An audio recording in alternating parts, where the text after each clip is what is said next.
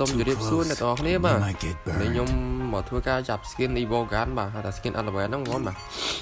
skin Farmers ជាថ្មីនេះក៏ស្អាតដែរបាទតែយើងស្ទើរពេកអញ្ចឹងយើងចាប់តាមទឹកលុយយើងអញ្ចឹងណាឥឡូវយើងមើលលេងទៅបានទេ skin ហ្នឹងឥឡូវយើងមកចាប់ skin Unlevel បាទចង់បាន snop បាទចង់បាន snop ហ្នឹងតែខ្ញុំបុកដើម្បីចាប់យក snop បាទតែមិនថាចូល snop ឬក៏អត់ចូលទេបាទឥ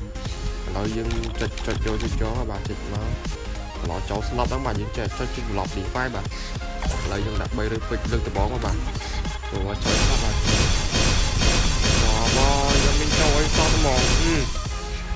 ទេស្អាតបើហើយបើឡើយអើយបើនេះដែរនេះ skin snop ហ្នឹងវាស្អាតនេះពេលកាន់ទៅស្អាតទេតាឥឡូវយើងដឹងថាបានមួយណាមួយណីនេះចង់បាន snop ខ្លាំងមែនតើដឹងថាបានឬក៏អត់ទេនេះបាទឥឡូវយើងកុំសង្ស័យច្រើនបាទយើងដាក់300ពេចទៀតមកបាទលើកទី2បាទយើងចូលឲ្យថាមានចូលឲ្យមកបៀកមកអើយបើទេស្អាតបដោយមកអើយចាប់ឲ្យនេះយើងហើយយើងប្រើគ្រូទីចាស់យើងមកចាប់ប្រឡប់ទីហ្វាយបាទចាប់ប្រឡប់ទេណាបាទឥឡូវខ្ញុំចេញទៅដង hero មួយសិនបាទដង hero មួយសិនដាក់ hero ផ្សេងវិញរកតំណាងជាងបាទដាក់ hero ផ្សេងវិញបាទហើយការចូលចាប់ហើយបាទហើយបានអត់ទេចង់បានអា snop ហ្នឹងបងបាទចង់បានអា snop បាទហើយចុចយកបាទចុចប៉ snop skin ហ្នឹងស្អាតខ្លាំងមែនតើខ្ញុំចង់បាន snop តែមិនដឹងបានឬមិនបានទេបាទព្រោះយើងស្ទើរដែរខ្ញុំពេចយើងពេច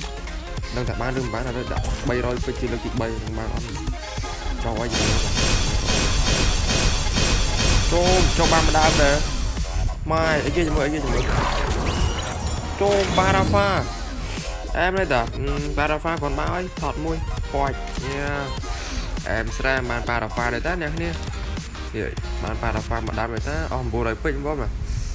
ថតមួយទៀតមកទៀតអែមខ្លាំងមែនតើបាទជាតិខ្លាំងមែនតើឥឡូវសពេច399ពេចទេបាទនឹងធ្វើអីទេបាទឥឡូវវីដេអូយើងមានតែប៉ុណ្្នឹងទេបាទជួបគ្នាវីដេអូក្រោយនេះយើបាយបាយ